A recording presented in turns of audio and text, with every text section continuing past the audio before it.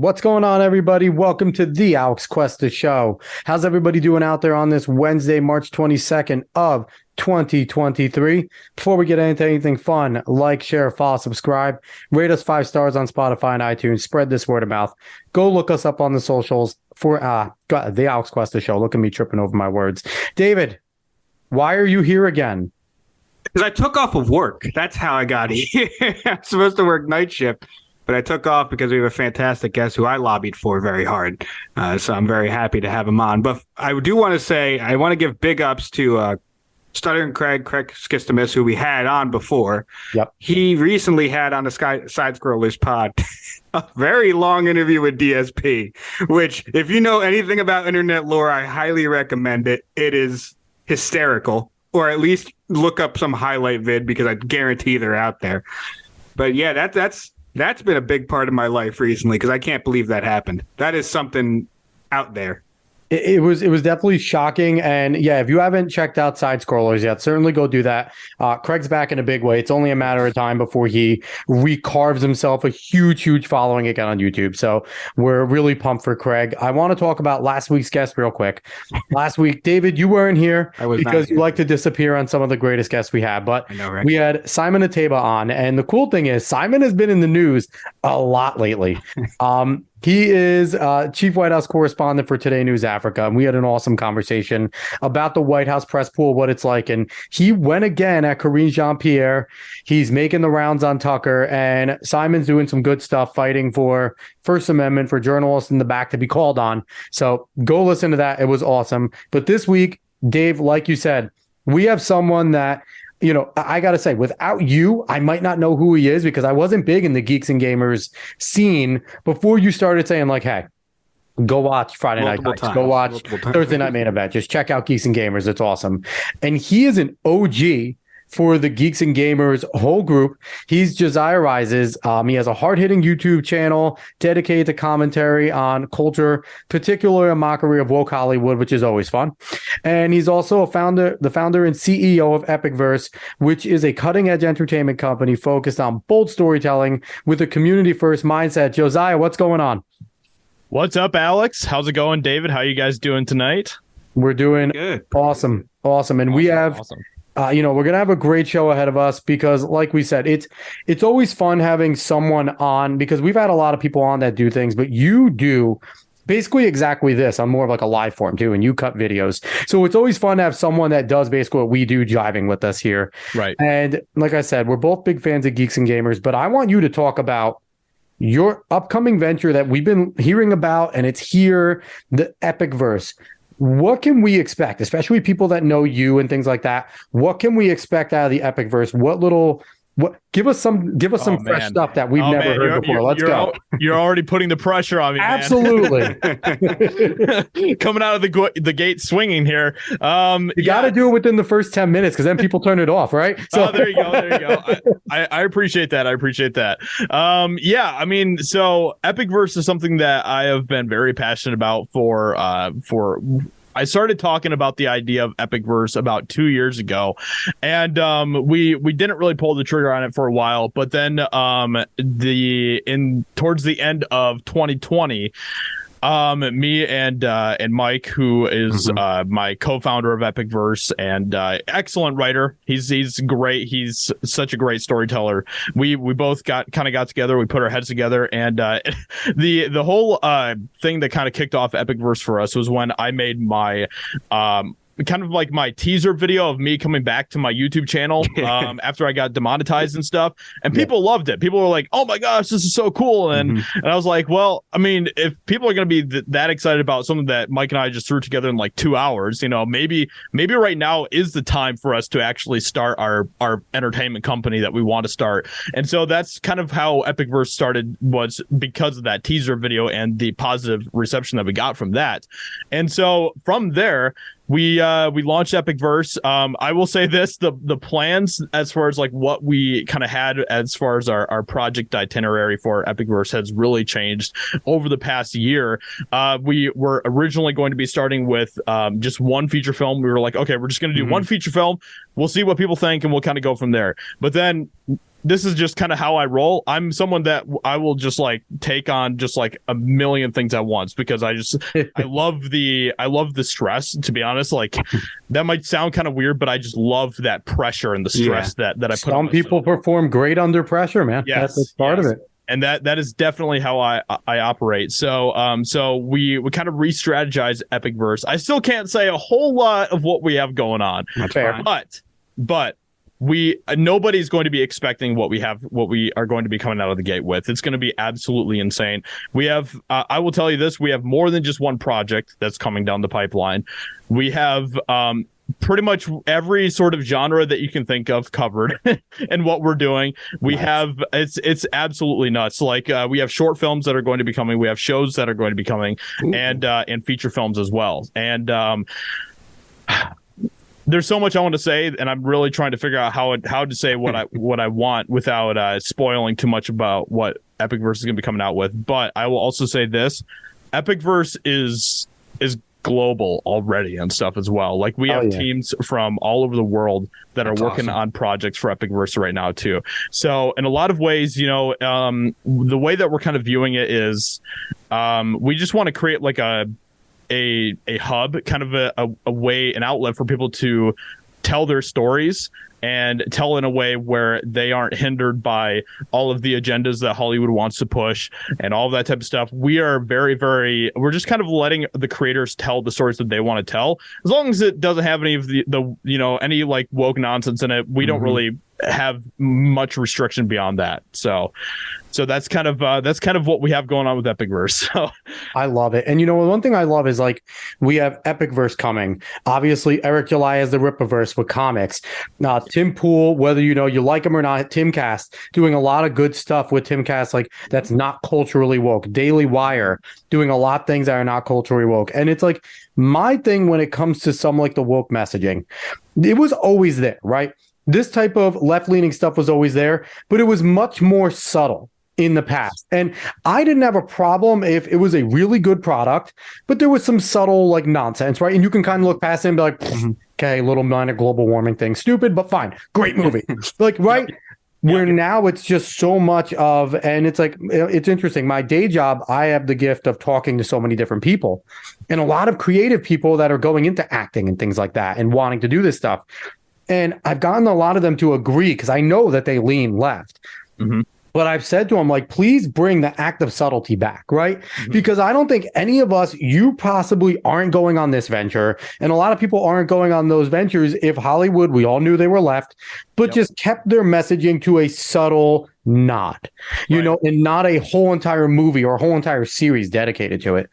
So I'm putting this out there. I really hope that we're getting some really good American anime from the EpicVerse. That's just me throwing that out there. I want some good American anime. We've been starved since like Avatar and Samurai Jack, and we need some good American anime. Now, are you just only staying on the film side of things, on doing movies and TV shows, or will you be venturing into any sort of print stuff in the EpicVerse? We're trying to stay away from print stuff. We think that, a lot of people have that area pretty well covered. And I think there's a lot of people that are just continuing to kind of grow in that space. But we don't have a lot of people that are really challenging Hollywood on their turf. You know what I mean? And we need more people like that. So that's why with EpicVerse, that's our focus right now, is to, and who knows, maybe our idea on that will kind of change in the future. But from what it stands right now, that is kind of what our focus is on the visual medium of filmmaking and all of that type of stuff. So that's where we're at right now. I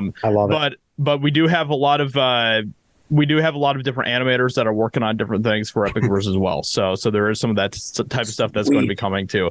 And I will say this, and I know this is something that we kind of wanted to touch on tonight, but children's storytelling is so important, and that is something that we have decided over the past couple of months with EpicVerse to really put a lot of focus on, is bringing back good quality content for children and for kids and stuff. And there's such a lack of that, especially right now. Like, if you turn on like Netflix or anything else, and you look at what they're putting out there for kids, it's just all trash. It's garbage. And pretty much anything that I let my kids watch is stuff that Obviously stuff that I've already seen, so I know what they're going to be watching, but it's all like older stuff, like the older Pixar movies or older shows and all that type of stuff. Let's get back to cartoon violence. Yes. Where's Tom and Jerry? Where's Looney Tunes, Yosemite Sam, and all that? Like that was kids like the zaniness, and they don't. It's not like they're going to start. Yeah, they're going to beat each other over the heads, but that's what kids do. Yes. Like. And it's kind of insulting because so much kids content today also like really just they treat kids like complete idiots, you know what I mean too? Yes. Like there is a very little intellectual profit for kids from a lot of stuff that's being put out there for them now too, which is sad. It's really sad because I think kids are really smart, and obviously they're the future of our country, and that is why it's so important to instill in them, the values that we have and stuff as well. So Yeah, and I gotta say, like all kids content, you remember this stuff when you grow older. No matter how much you think you forget it, all of a sudden you might see something from something you used to watch, and be like, oh my god, I used to love that. Like and people will come out and say, oh, you're not a fan of that. Why are you complaining after doing something to it now in like a fresh, modern way? Like Velma, I wouldn't have professed I'm like this huge Scooby-Doo fan, but seeing old Scooby-Doo, but the thing is, I remember watching all of the movies, watching plenty of Scooby-Doo. Now, maybe I didn't have a ton of figures about them, but I don't want you ruining something that I used to love. Like, that makes no sense to me why I should not care that something that I used to love is now getting just tortured when it comes to, especially something like Velma. So, Josiah, I'll say this. I don't know how old you are, but David's 8 years younger than me. I'm 34. I will say Sarah Michelle Gellar's Daphne was part of making David a man. Honestly, between that and him watching WWE with me, watching Sarah Michelle Gellar in that purple dress, again, that made David a man. So I'm pretty sure most boys had some sort of crush on Velma at that point, or on Daphne. So both. Yep. So I that's why I think Hollywood is so. That's why I think that what they're doing with the woke crap is so sinister, because they aren't taking, they aren't creating new stories to push any of this type of stuff. They're taking all the stuff that we grew up with, that we loved, and they're completely compromising it with all of their agenda nonsense. And they're doing it with everything now at this point. It kind of started with Star Wars was kind of like the big thing that kind of made people start to wake up to see what was going on. But man, it's like just think about that. That was only Force Awakens came out in 2015? I think 2015 was when it was not that long ago. No. Yeah, Last Jedi came out in 2017. That was the film that really made people just wait, what? What's going on here? Yeah. But since then, think about that. That was almost only 6 years ago. Think about how much nonsense has come out since then, where they're literally taking everything and they're completely just destroying it, hijacking it with their messages, which is why I think that it's absolutely disgusting. And Hollywood is obviously this is all about this. It's all coming from sinister motives for them. So it certainly is. And, and it was always a travesty that the Sons of Abe or Followers of Abe, a conservative group of actors, had to hide and meet in secret. That just tells you everything you need to know about the culture in Hollywood. And I'm going to try and make a connection here. I don't know, Goofberry Pie, you see this behind me. Our buddy, George Alexopoulos, I don't know if you know he is the political cartoonist. He created an awesome kids book. I think it would be dope if you guys can animate that into a kids show. Because, I don't know if you have it. I don't know how old your kids are. My 5 and 2-year-old daughters freaking love that book. I read it to them. They loved it. It's a longer book, so I read it in pieces. But it's similar to what you guys are trying to do there in animation with the kids things. And it's a wholesome story, right? It is a good story about adventure and overcoming things and, just good values to have in a fictional setting. And it was goofy as hell. And it was like my kids laughed at something. So I would love for you guys to get in touch and maybe animate that, because I think that would be dope. And he's someone that certainly believes in a lot of the same things we are, but I'm not forcing you into anything. I'm just trying to make connections here. Right. Build some bridges. That. And that's what it's all about, right? Like our community and everything. It's about making connections. And because we all want a better future for our culture and for our society. And it's important for us to all work together. And that's one of the cool things about what I've run into so much with kind of my circles and stuff, is that we do want to help each other out. We do want to propel each other to success and stuff, which is completely different than like what Hollywood's all about, just like backstabbing and you know, just it's a complete nightmare over there. The dog which is dog, why, yeah. which is why it's so cool to see that our community, you know, with how far it spreads. We have people like from comedy to, you know, people who do commentary on, you know, the culture, all that stuff. But it's cool to see that we all do support each other. We want to continue to help each other find success. So I do agree with that. A lot. Yeah, it's like, where else are you gonna find like such big personalities? But like the YouTube, like what you guys started with Geeks and Gamers, but like, and like with the things that go on, like, you know, you have Gary from Nerdrotic, you have Jeremy, you have Eric July, you have yourself, and you have all like gigantic personalities with hundreds of thousands of subscribers, a lot of them crossing, but still, like, you guys could all be defending your turf, right? You could certainly be defending your turf and not wanting to do these. But what happens instead? You guys are participating, and it's just helping to everything grow. Because it's not like you guys all agree on everything, right? There's been some fantastic debates over the 4, 5, 6 hour marathons that are those shows, but it's brought out the best, I think, in kind of the conservative, libertarian, anarcho-capitalist, like communities, right? Like, we don't agree on everything, but there's a coalition on the right of, we're not Marxists, we're not collectivists, we're not trying to influence kids to do evil shit. Like, we want to make people like better. We want people to live good lives, live their own damn lives. So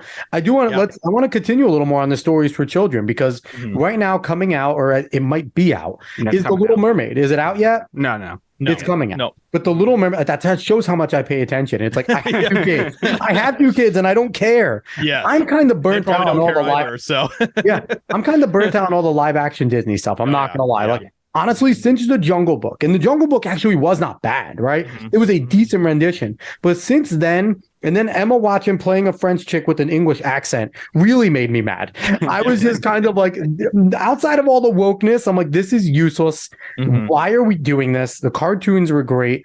How do you feel about what's coming on with The Little Mermaid and all the stuff that's going on with live action Disney and all this nonsense?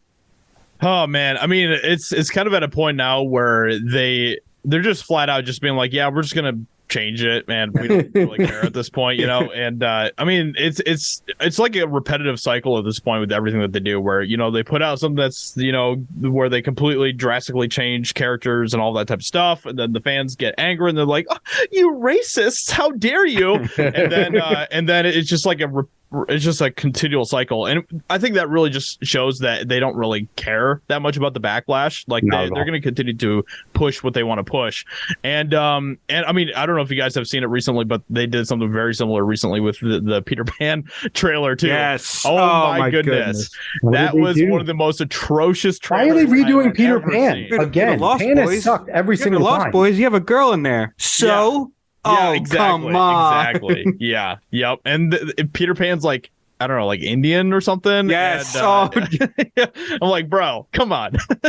You know what's the crazy thing? So I was talking to somebody, and they're black, and we kind of got on this conversation because they wanted to see the new Little Mermaid. And they're like, oh, but you know, the controversy with her being black and white. And she's like, but you know what? She stopped to think. She's like, I'd probably be pretty mad if they made Tiana a white girl. And I'm like, okay. Like, I'm like, and I agree with you, because Tiana in Princess and the Frog, she's a black chick from Louisiana, and her dad makes like great gumbo and stuff. Like, it is a typical black culture in Louisiana thing. You're not going to make a white girl do that. And I said to her, I'm like, yeah, what if they made the Proud Family a white family? She's like, yeah, that wouldn't work. And it's like, there's certain characters, and I guess it's another redhead down, man. Another redhead down. And there's kind of the argument that, yes, she's a mermaid. Okay, I guess maybe fine, but in mythology, King Triton's always been very white, right? All the time. So it's only safe to assume.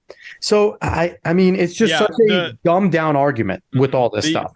The argument that I always make with this type of stuff is that nobody would be having a problem with like The Little Mermaid if it was a completely original story that Disney was telling that had a black mermaid in it. Nobody would care. Nobody would have a problem. But the problem is that they, once again, they're taking a beloved story that was written a particular way, and they're completely hijacking it for, whatever reason they're trying to hide. I mean, it obviously, like, the race swap thing is one thing, but that's just touching the surface on a lot of the other issues with the types of stuff that Disney is doing. So, it's just one. I think in a lot of ways, I think that, and you probably hear this a lot too, is like the race swap is just more of like, it's almost more like a shield for criticism for a lot of the other terrible things, like the terrible writing, the horrible messages that are going to be pushed, awful CGI. Yeah, but they're going to continue to use like race swap. It's kind of like that's like, oh, this is all that you guys are upset about. When no, it's deeper than that. So, but once again, like, nobody would care if this was a completely original story, but Disney has no interest in doing that. They have no interest in telling original stories. So that's where the issue really lies. And there's a lot of people that just don't seem to understand that. They don't understand the fact that Disney it's all just about hijacking for them. And it's crazy. I talk to people all the time who just aren't awake to what's actually going on with Disney. It's kind of, it's sad, to be honest. So it's real sad, and it's kind of like, and it's annoying. Go ahead, Dave. Well, I was going to say, you look at what happens when they do make something original that was actually a part of their ideology. Was a Strange World or Strange Worlds? I think that's Disney, right? Yeah, Strange World. Completely flopped. No one cared about it. That's the thing. True. So they have to, if they want to push their ideology in some way, they have to do it to these beloved stories. And then not only do you get the reaction of people, it's like, oh, it might be representation, even though Halle Bailey herself said she saw herself as Little Mermaid when she was younger. But I digress. But they also get the reaction from people from fans who are like, stop doing this. Mm-hmm. And funny enough, I mean, it was talked about a couple times on FNT and Main Event, but like, you look at Star Wars, what's happened to it now? Now it's fully dead, but what happens? Because there's not enough fans to really say stop it anymore. It's apathy. Mm-hmm. And we're getting closer to that with Disney, because even I think this controversy with Little Mermaid, like, yeah, it's kind of big, but it's not huge. It's not to the point it used to be. Yep, exactly. No. And this is kind of a point that I'll make about EpicVerse and stuff too, is that we at EpicVerse, like, we and it's nothing that we ever had to like chase after. We never had to chase after, diversity or whatever, but we have so much diversity at EpicVerse, and it's just a natural thing, because the people that are working for EpicVerse are just people that want to tell good stories, and that's the only thing that really matters to us. Is like, okay, are you talented in what you do, and can you tell a good story? Awesome, you're part of the team then. And we have people, I mean, and our diversity goes way deeper than like Hollywood, because we have people who have all sorts of different viewpoints and religions and all that type of stuff that work for EpicVerse. And I don't really care. I don't care if I don't care what your religion is. The only thing that matters to me is, do you hold at least like certain values, obviously, that are, important, like, the value of family and all that type of stuff. But are you good at telling stories? That's all that really matters to us. You must hate women. You have a value of family. You hate women and trans people. The reason why I'm saying that is because I get I make videos about like the Little Mermaid trailer and all that type of stuff. There's so many haters out there. They're like, oh, well, obviously everything that EpicVerse is going to produce is just like a racist, white supremacist nonsense. And it's like, you guys have no idea what's coming down the pipeline. It's you guys are going to eat your words when you see the type of stuff that we're going to be producing. And the thing is that we never had to chase after diversity or any of that type of stuff. It just is a natural produce, because, we live in America. And guess what? I know this is going to be crazy, but America is a pretty diverse place. Yeah, and, I know, it's pretty insane. And it's nothing that ever had to be, forced. So that's the cool thing about what we're doing with EpicVerse. So no, I will say this. You're saying people are going to have to eat crow whenever EpicVerse comes out. And those that are honest will. But if you get it, you're probably going to get the same detractors that Rippa got, and now Jay is getting, and they're not going to eat any crow. They're going to find every single way to still say it's the same thing, even though it's not. It's actually like good content. The thing is, your black people aren't politically black. Your brown people aren't politically brown. Oh, yeah, that's true. Your women are TERFs. And even if you have a trans individual that is writing something, nope, they're not the right type of trans. They're just self-hating. So it's like they always find something with that. And it's incredible, because it's people in our generation that are starting to fight back, because in the Wild West times of the 70s, 80s, 90s, early 2000s, what do you know? People were able to write super diverse, good characters. And in those racist, evil times where I tell David all the time, I think one of the biggest reasons Green Lantern flopped to Ryan Reynolds is because it was Hal Jordan. My generation doesn't know who the fuck Hal Jordan is. We know John Stewart, the Black Green Lantern from Justice League. And it was amazing, and he was great, and that's who we knew and loved. You come out of here with Hal Jordan, and yeah, if you're a comic book nerd like I am, like I know who he is, but for me still, my favorite was John Stewart for the longest time. And, you know, people like, and you want to write a good black character, they have him. Static Shock is arguably the best black superhero, I think, ever. I love Virgil Hawkins. He was amazing. But you can't have a guy who tackles inner city problems in this generation, right? Because that's not a black person's problem. It's white people that caused it. So he wouldn't fit the mold. But it's just ridiculous that I agree with you. If you want to make a good, strong black character, don't just race swap a character. Make a strong one. Ripper is doing it exactly. Yes. I saw him is getting rave reviews. And it's a great thing. From all those racists out there. It's ridiculous. And it's like, it's something that we need to see through. Now, you guys with starting Geeks and Gamers, what you're doing with EpicVerse and things, and YouTube right now is on the brink, the forefront of fighting this culture war. How do you guys feel like you guys kind of talk to each other about kind of the goals of what you're trying to do in this culture war? Or is it just kind of an understood thing of let's just all have a core group of values. Let's all support each other because the leftists, the Marxists are going to come after us. So let's not bring each other down. Let's promote each other. Like, how is that? How is that whole entire relationship jiving?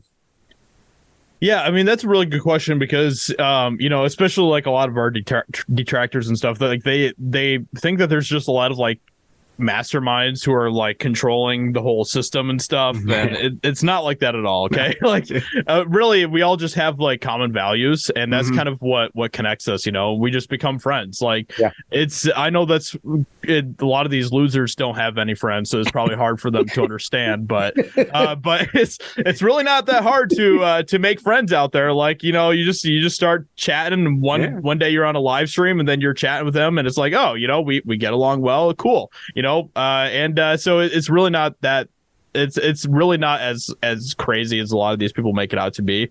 We just have common values, and we become friends, and we just get on each other's stuff, and we support each other, and that's really what it is at the end of the day. So obviously with Geeks and Gamers it's a little bit different because that's like a company that has a lot of people that are involved with it.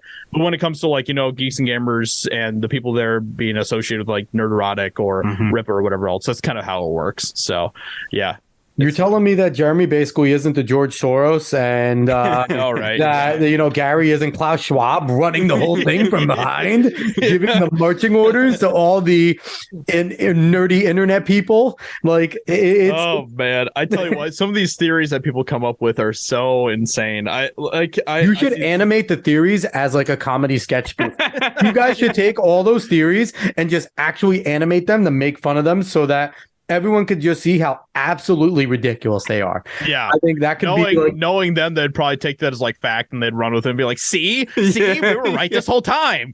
Like Jeremy's, I don't know if you guys have ever seen this, like, I love the Last Jedi video and stuff. Oh, yes, I did see that. But basically, you know, that was a joke. It was just a joke. You know, it was like Jeremy messed up on his words. He was supposed to say, I love The Force Awakens, but instead he said, I love The Last Jedi. And I was editing the video together for him, and I was like, so is it okay if I just like make like a little like joke video of this? Like Jeremy got exposed and stuff. And he's like, yeah, go for it. And, you know, we didn't think anything of it. At that point, we were mostly just like, we had the YouTube channel maybe had like, I don't know, like 40,000 subscribers. We were still really young and growing at that point.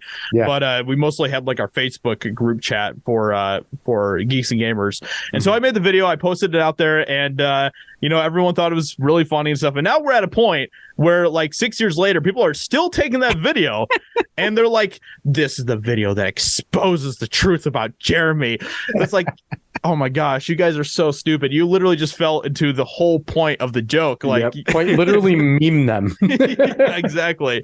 Oh man. Yeah. So that's why I don't get out of shape when it comes to, you know, our haters out there, because they're just losers. They're never going to accomplish what we have accomplished in our lives, and they're never going to do anything to actually benefit society or benefit those around them. So they don't mean anything to me. So I was thinking about that today, and it's like a lot of these people that are ripping people like yourself and even us, even though we don't have a massive following, we have our set of detractors like, oh, you guys aren't making any money. Why do you do it? And because these people have never had a passion that they pursued, or they did have a passion and they gave it up. And those are the people that are always negative, right? They gave it up because it was, it's never going to attain it. So let me just go work. And now they're freaking miserable because they have nothing to do with their lives.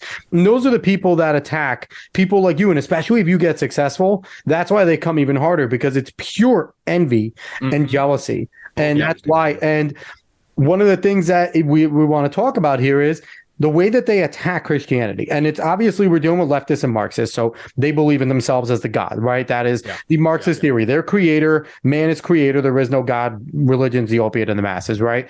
All Karl Marx stuff. But you see it in the way that they attack, right? Because you have your core values, and a lot of our core values, newsflash to anybody that lives in America or most Western European nations, your values and your laws come from Christianity. Sorry, guys. Don't kill people. Christianity. Don't cheat on your spouse. Christianity, even though that one's definitely a blurred line now in our society. But all of our basic religions are most ones that we are taught that we know, like, just don't be a dick to people. Christianity, those are all the basic tenets, but you see them getting torn down. How have you seen that manifest in the work that you've been doing in your attacks? You see people attacking your values even more than they attack your actual work? Yeah, I mean, I think when you have Christian values and those kind of come out in how you talk and stuff and what you believe, I think that's going to get attacked by a certain group of people in the culture. We're still very blessed to live in a culture where we can say what we believe, and for however long that lasts, who knows? But we're going to be the new Uyghurs when China takes over. Yeah, exactly. But yeah, I mean, so it's one of those things where I think that we're just kind of in a place right now, especially with the church in America, and all of that there needs to be a lot more bold speaking out on things that are going on. And unfortunately, we're kind of living in a time where we're seeing even churches going woke, and nothing is more cringe than that. James Lindsay has exposed the Southern Baptist in a huge way, and a lot of people are in disbelief with the things that he has dug up. And James Lindsay's not allowed to talk about Christianity because he's an atheist, right? Atheist. Right. Yet he knows the Bible more than most Christians. But sorry, go ahead. Sorry, Josiah. No, yeah, you're true. I mean, there's a lot of atheists that have pointed out some really good hypocritical things about the Christianity and stuff. So you believe that hell is real and stuff, and that it's important to save people from that, and yet you guys aren't ever preaching the gospel or sharing the gospel or anything.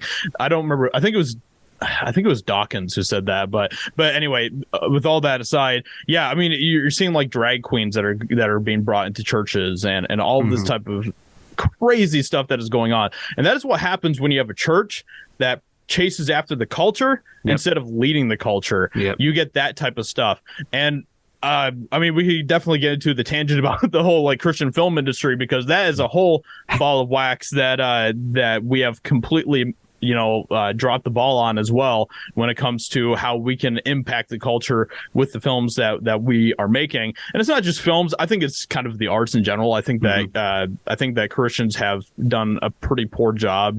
And to your point, Passion of the Christ, Veggie Tales, two of the biggest, one of the biggest movies of all time, one of the biggest kid shows of all time, were blatantly Christian messages, and very successful at that. So it's difficult to understand why a lot of Christians can't wrap their heads around the fact that be creative, right? Yeah, our stories are really good in Christianity. I mean, we kind of have the greatest storyteller ever, who's who we believe in. So it's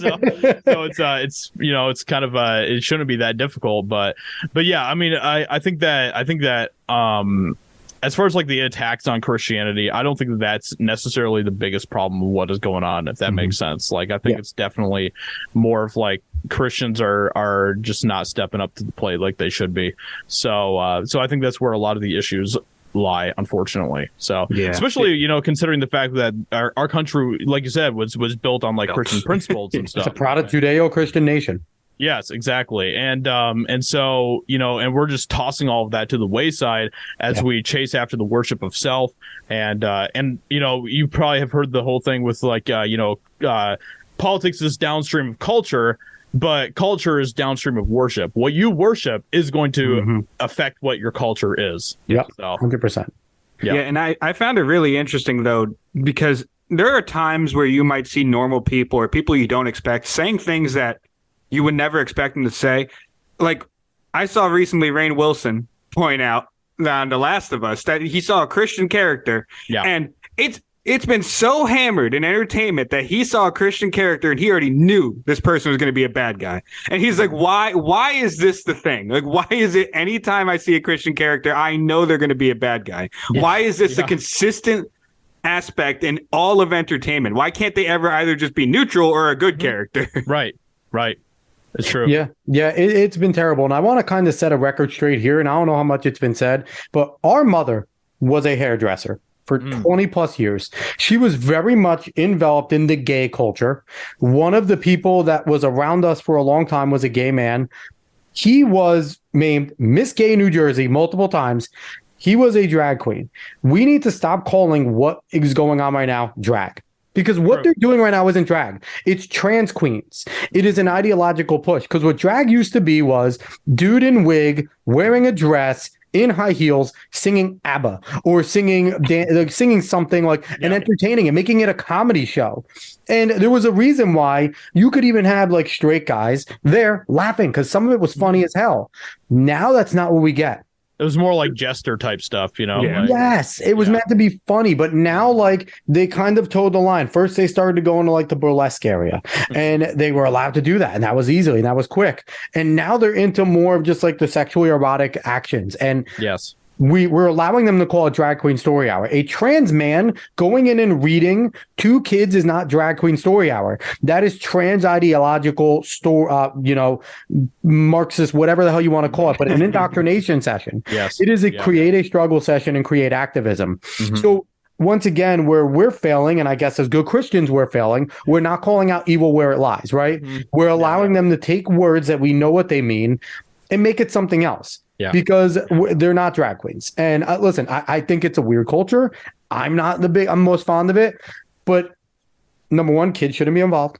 Don't mess with our damn kids. Yeah. And number two, what they're doing isn't drag. It is offensive to the gay community.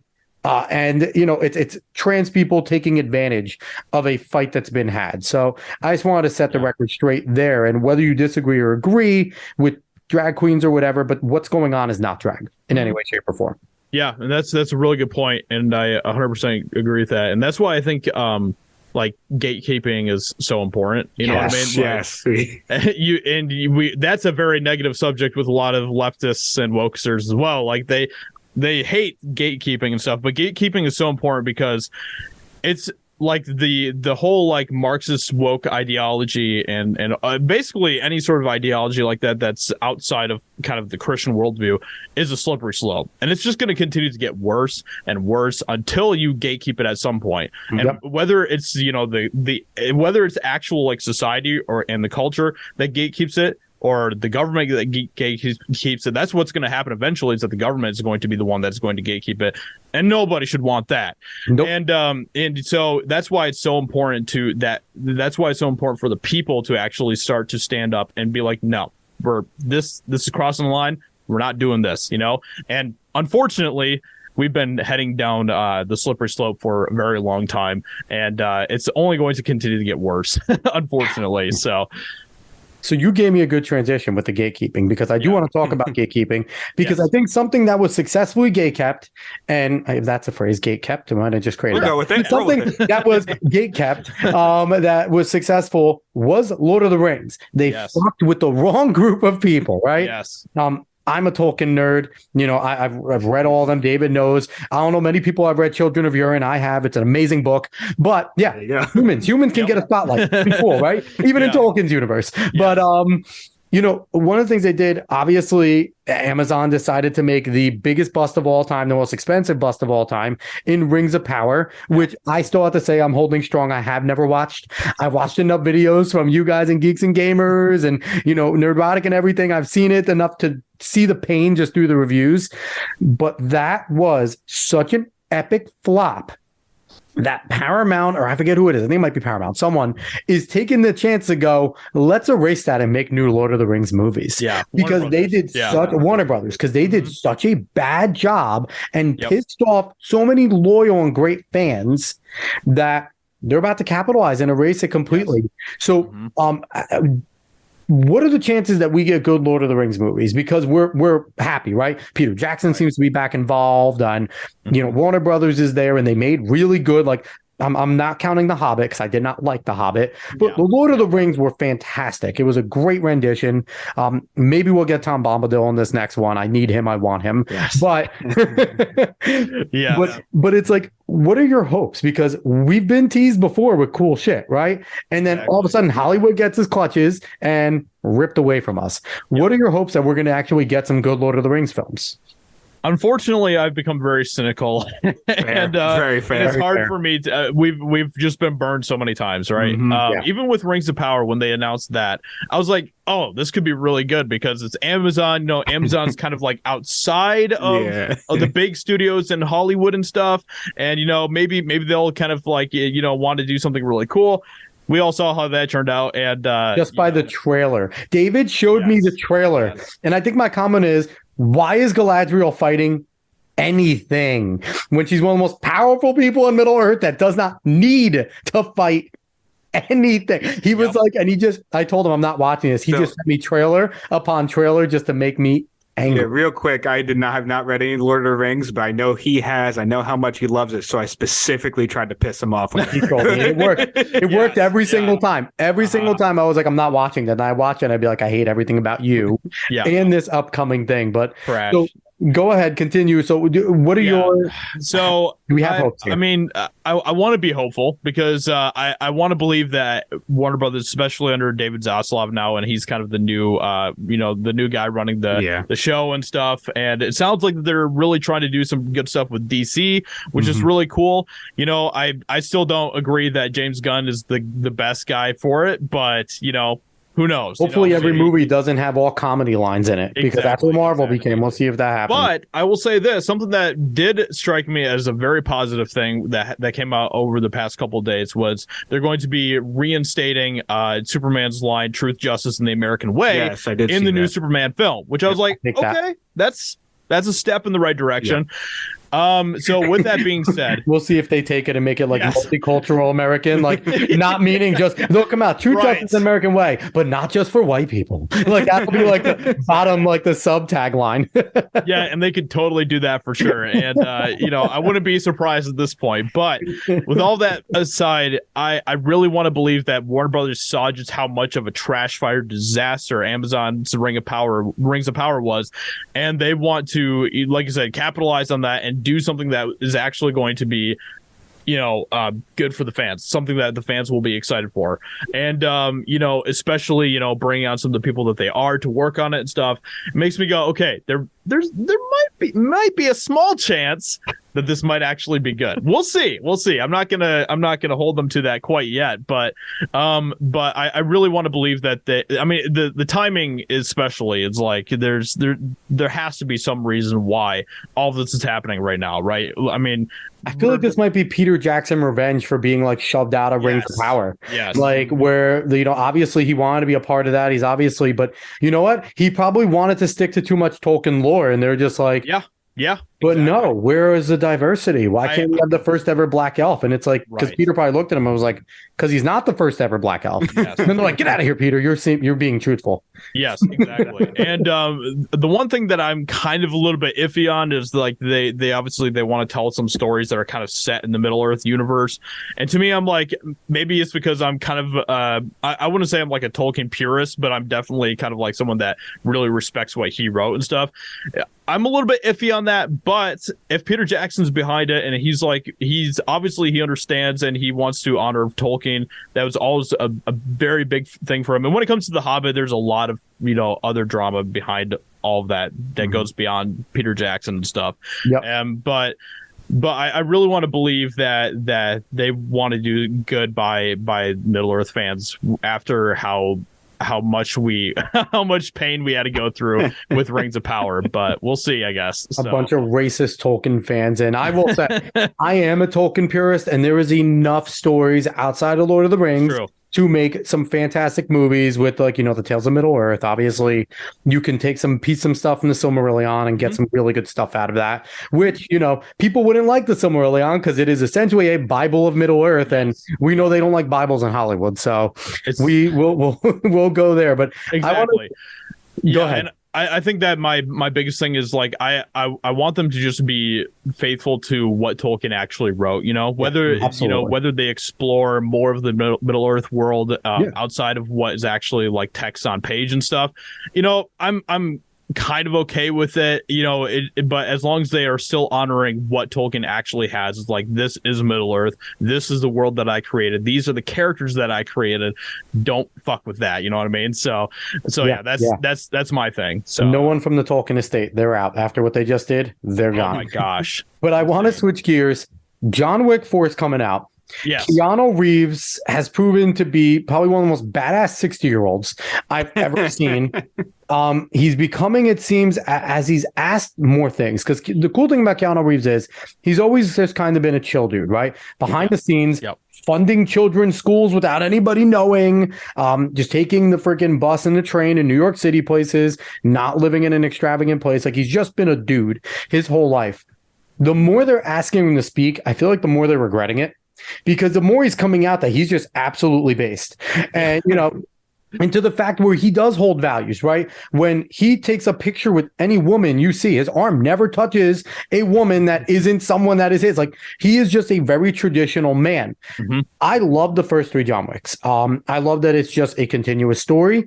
I love the gritty nature of the fights.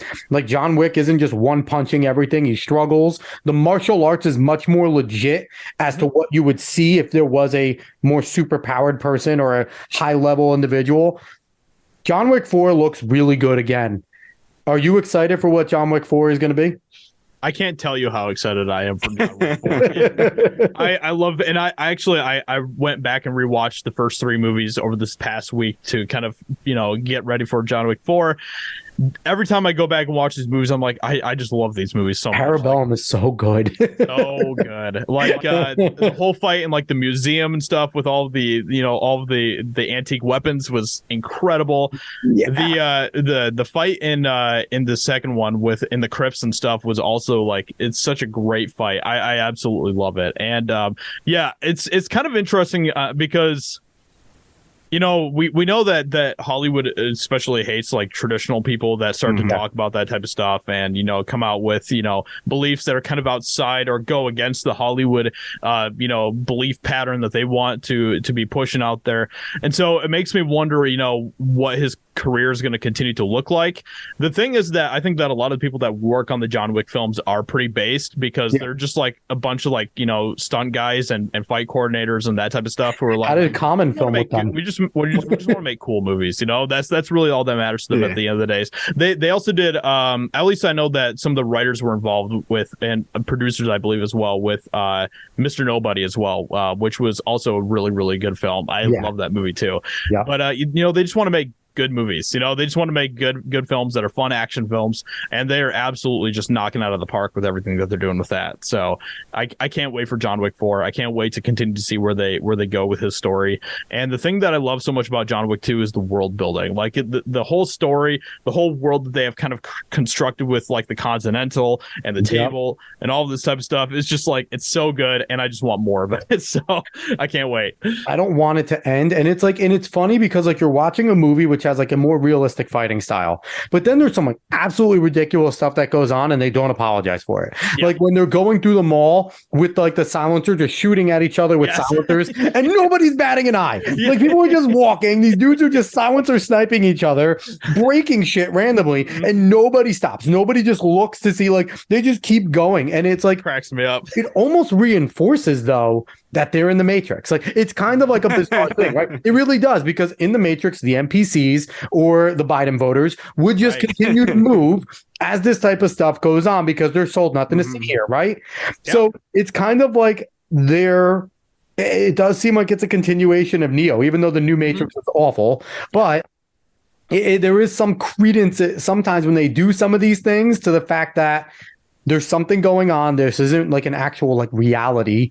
But yeah, no, I'm excited. It doesn't seem like Keanu Reeves wants to stop doing these.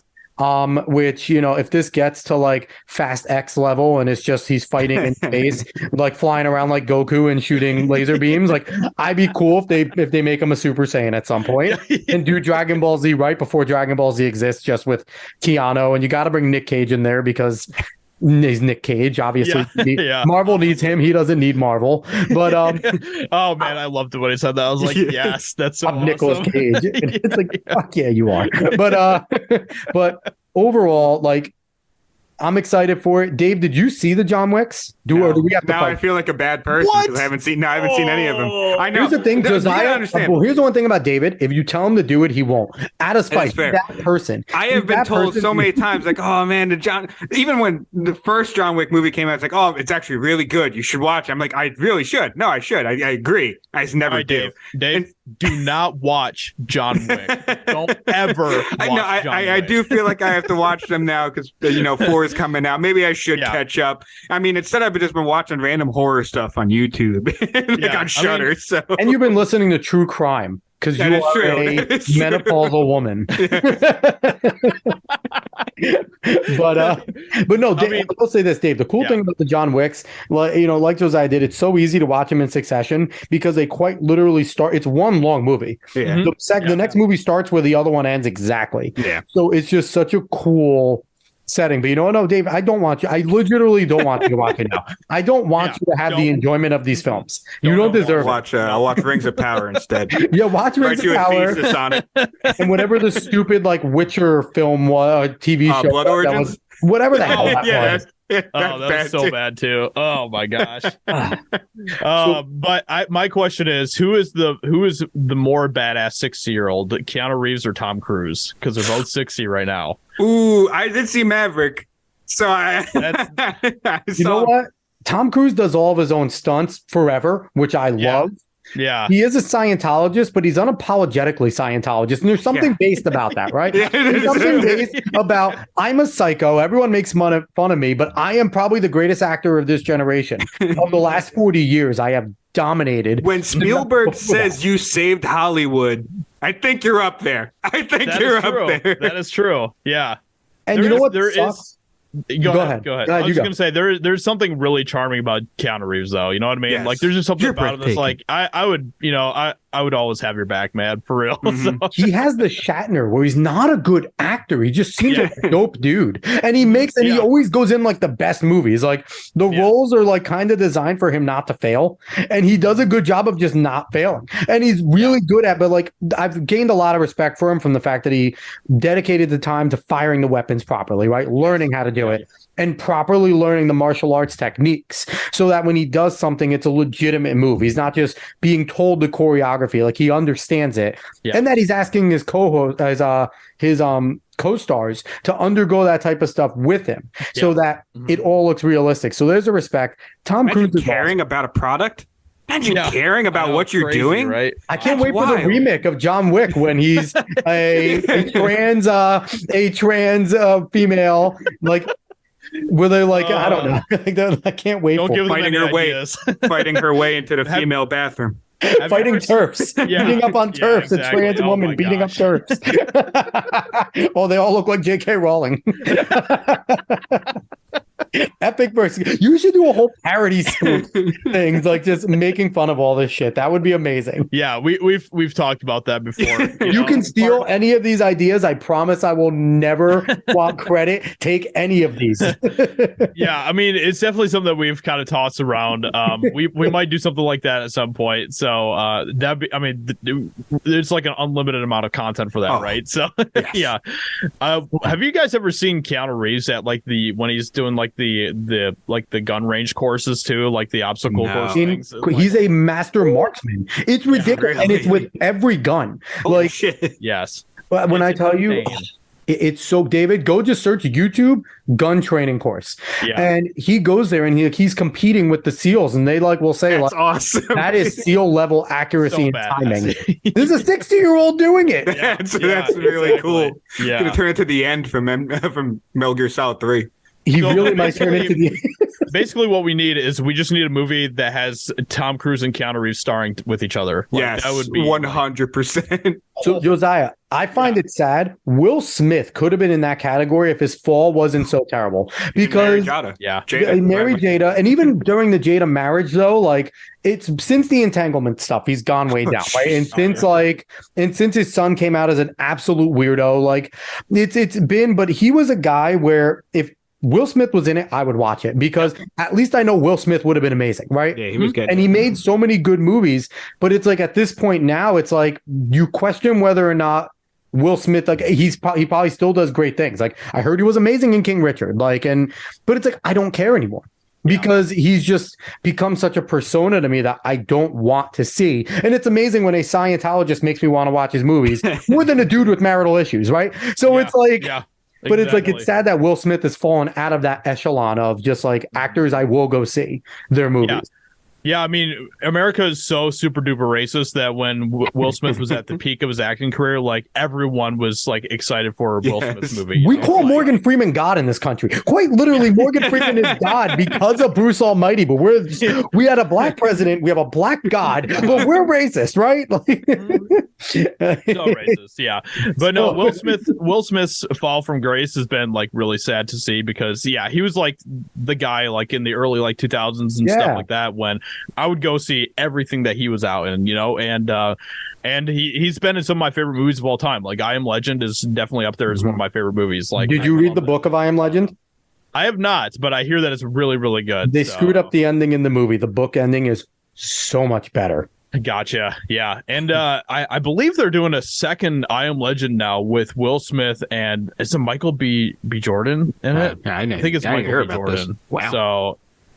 So I don't know how that's going to turn out, but yeah. So, but it is kind of sad to see that, Will Smith, and I think a lot of it does have to do with, his marital issues and a lot of that type of stuff. And I don't blame everything on him, because I think that Jada Pinkett Smith is a trash human being. Yeah, and, not a good person at all. Yeah, and she's really sunk a blow. It kind of goes back to that whole thing where, behind every good man it's a good woman, or whatever, however that says. Yeah. Which is true. The same thing is true about a bad woman behind a man too, that can really just destroy a man. So, and I think you can really see that in Will Smith, unfortunately. So yeah, and I feel like that harkens to kind of social media really killed the movie star kind of thing. Yeah, because you guys said, Will Smith was basically on his way to a Tom Cruise kind of level, where anything he's in, people are going to go watch it. But he has this marital strife that can't be seen on a damn podcast, where he's basically bawling his eyes out as his wife tells him she fucked his son's best friend. If you don't have the chance to see that, you just kind of hear about it in some rag or in some story later on. It's not as bad, but you can see the pain in the man's face. And I don't care if he got to get with Margot Robbie. You see the pain in that man's face. He didn't want any of that. There's no mystique to actors and actresses anymore. So I do have to ask this. Are we supposed to know who Jonathan Majors is before Kang? Why do people pretend that Jonathan Majors has been this amazing actor in Hollywood for the last 30 years? I literally couldn't tell you a single thing that he has been in. So. Exactly. Well, I thought I was the only one, because when you have the red carpet, Jake Gyllenhaal, the most charismatic guy in the room, how am I supposed to be with him? Jake Gyllenhaal, you are a cuck for fucking Jonathan Majors. I'm trying to figure out, I didn't think he's bad. When I saw him in Loki wasn't great, but when he wasn't the worst part of Loki, he was fine, right? And Kang can be whoever the hell they want. Kang the Conqueror is kind of an anomaly. So like whatever. But it's like everyone's talking about this guy like I'm supposed to know who he is. I had no idea who the hell he was. Okay, I'm happy I'm not the only one. Like you're actually you pay attention to this stuff more than I do now. You didn't know who the hell he was. Yeah, I mean, I was just like, am I like crazy? How do I not know? Like? I was like, yeah, totally. Jonathan Majors, yeah, super awesome guy. And yeah, I don't know who this guy is. Like part of me wants to like go and ask him and be like, what are you in, dude? Like offend this guy. Like, oh, I was Kang. Outside of that, what the hell did you do? So good. So, he is a good actor. I will give him that. Like, he was nothing wrong with one of the only redeeming things about Ant-Man 3, and he was actually really, really good in Creed 3. I don't know if you guys have seen that yet. I haven't seen that. I do want to see that. He absolutely crushed it in that film. Good. So Nice. I think that he is really, really gifted. I have no idea who he is. So no, exactly. So last thing I want to touch on before we let you go, I don't want to hold you too long, but Quentin Tarantino has announced his last movie. He's up to 10 movies now. He said, which is kind of crazy. He said he wanted to make 10 movies by 60. He turned 60 later this year, which is, badass. That's a Tarantino-esque thing, right? Yeah. But the name has come out. The movie critic, rumors are swirling. It has a female lead. It might be based off in late 1970s, a female critic named Pauline Kael. What do we know? What do you know about the Tarantino movie, and how do you feel this last movie is going to go? Because he has made some of the best movies of our time. One of my favorites of all time. I totally agree. Quentin Tarantino is easily probably he's in my top 3 favorite directors for sure. Certainly. He's absolutely incredible at what he does, and it's going to be really sad that knowing that that's going to be the last film that he's done. He's kind of alluded that he might continue to like produce some stuff and be involved in that type of stuff, but he is just such a phenomenal director, and to not have him like directing or possibly even like writing his own things anymore is going to be really sad. But yeah, I mean, I don't really know a whole lot about this film. I know that he's shopping it around right now. He's bidding for it and stuff, but it's going to be I have a feeling that whatever this is, it's going to be something that's going to be a whole new level for Quentin Tarantino. Like, I don't think that whatever this movie is going to be is something that we're going to be even expecting from Quentin, to be completely honest. I've heard people like throw around theories that this could be like some sort of like really like meta film that he does, where it's almost like about a film critic that's like could be kind of like doing reviews about like his own movies and some of that type of stuff, which would be just crazy meta, but it would very be Tarantino-esque. Yes, exactly. But either way, I think that he's easily one of the best directors working today, and it's good. Hollywood's going to be, there's going to be a huge lack of talent after he's done. So, yeah, I mean, I know that it's kind of interesting because I think Quentin Tarantino is one of those guys that Hollywood kind of is hating to in a lot of ways, as well, because he's even in like some of the times when he's been like called out for like being like super sexist or whatever else, one of the most badass things he ever did was when that woman, I think it was after Once Upon a Time in Hollywood, was like, you didn't give Sharon Tate like hardly any lines, and Margot Robbie and all this stuff, and so you're basically a sexist, right? Is what she was almost like asking him, and he was like, I just completely reject your hypothesis. Get out of my face. I'm Quentin Tarantino. Who are you to talk to me in this way? Love it. It's so good. And so yeah, I mean, Quentin Tarantino, I would say that Denis Villeneuve is probably one of my other favorite directors working in Hollywood right now too. But there's very few that I actually am like always like anticipating every movie that they put out, but he's definitely one of them. So we need to start a thing now. We need to guess how in the movie he's going to die and what point in the movie, because he always kills himself in any of the movies that he kills himself. So how and when, because it's different points, right, that he does it. So we got to try and start putting our heads now. How is he going to get killed and when is it going to happen? Because that's got to be half the fun now, because that's one of the coolest things he does, is the way he always throws himself in, and he always figures out a creative way to kill himself. And I think like it's funny, like we probably all have different favorite Tarantino movies, and they're all probably in our top 5, right? Yes, actually. And it's crazy because it's like, I feel like he's done a lot more than 9 movies. Like, that's how big they are. Like, it feels like he's done so many, and it just goes to show that, like, he picks his marks, he takes his time, and just the way that once an actor or actress is in his movie, they're loyal to him, right? If he calls, they'll come. He can call Samuel L. for this movie, and he'll probably drop what he's doing and be like, I'm going to go work with Quentin. Because, like, he obviously touches with these individuals, and their characters are good. So it's like, it is sad. It is sad that he's going to go, but I like what he said too. He's like, hey, directors tend to get worse as they get older. I'm not going to be that guy. So I'm going to go out when I'm 60 and peace. Yeah. So yeah, I'm excited for it. I do respect it, even if it is sad. So but I think we're going to see a lot of people that have starred in a lot of his previous movies that will be in this film as well, which will be really cool. Especially, you know, since everyone knows this is his last movie and there's no ifs, ands, or buts about that. I think that there's going to be a lot of people that are going to be in this film. That I think that the cast for this film is going to be absolutely insane when they release it too. So I just can't wait. It's going to be awesome. Yeah, I would love it if he makes it hot garbage just for like if he just intentionally makes it a steaming pile of shit just to like troll everyone. Like, peace, I'm Tarantino, I'm out. You guys just made me $1 billion to see this movie, and it's a hot piece of garbage. That'd be incredible. That's how I'm leaving. Oh man, I would actually respect that so much. Yeah, but I like the decision. I mean, going out on your own terms, you're a legendary director. Obviously, everyone knows his name. If you watched any movies, you know Quentin Tarantino's name. And like Alex said, you probably have a favorite, and it's probably pretty up there in your list. But it's wild because he's really leaving at one of the worst times he could leave. We need him for Hollywood because they need him. They need directors like him. They need directors that actually have a lot of care in their movies and really make it stylized, because a lot of the issue is the fact that they're pushing a certain ideology, but also it's very bland. There's nothing that's coming out that's really well stylized and different. That you're like, oh man, I mean, it might not be great in a lot of aspects, but at least it like looks different. At least it's kind of cool can push in some woke way. shit, and I would watch Tarantino's woke stuff because it would be well done. Yeah, I agree with you, Dave. True.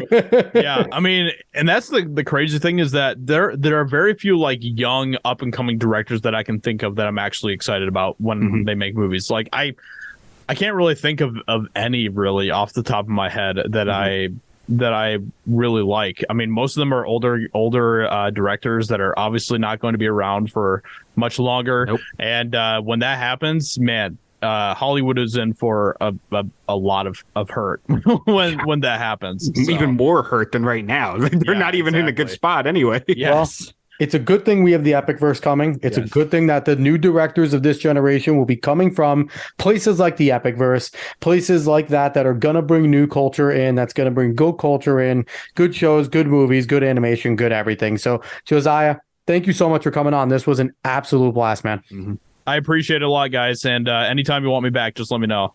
Anything you want to plug? We talked about the EpicVerse. Anything else? And where can people find the EpicVerse? Where can they subscribe? What's a way to get involved and really start pushing this out there?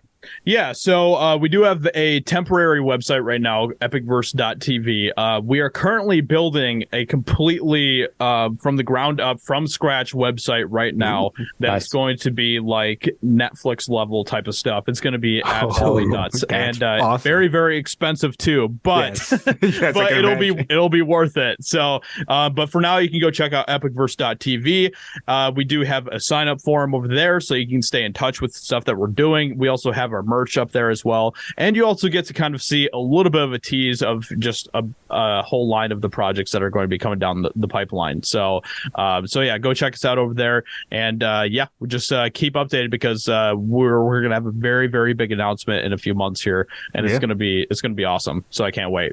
I hope that website's ready, man. It's going to get flooded. You better be prepared for the most people possible because that thing's going to go down. Yeah, exactly. Yeah, it's going to just don't make it like a government website. Make it functional. Yes. Yeah, the website is going to be very smooth, very clean. People are going to love it. So, yeah, it'll be good. we're excited once again. He's Josiah Rises. Go subscribe to him on YouTube. I know EpicVerse is over there. Go subscribe. And he's one of the OG Geeks and Gamers. Go check out Geeks and Gamers too. They're freaking awesome. And definitely go support everything they're doing, especially if you like what you heard here. You're going to get good content, fun content, entertaining stuff. It's not going to be just, traditional, boring right-wing stuff that we've seen. It's going to be good stuff. And I trust what Josiah and Epic Mike are doing over there, that they're going to make this great. Dave, before we jump out, anything else you want to say? No, it was a great time. I can't wait to have you on back at any time. I'm very happy this happened in the first place, honestly. Yep, we were both able to fanboy a little bit. But, thanks, guys. Really appreciate it, man. Absolutely. But once again, Alex Quest the show. Like, share, follow, subscribe, rate 5 stars, Spotify and iTunes. Spread this word of mouth. Find us on the socials, and we'll be back next week. So long, everybody.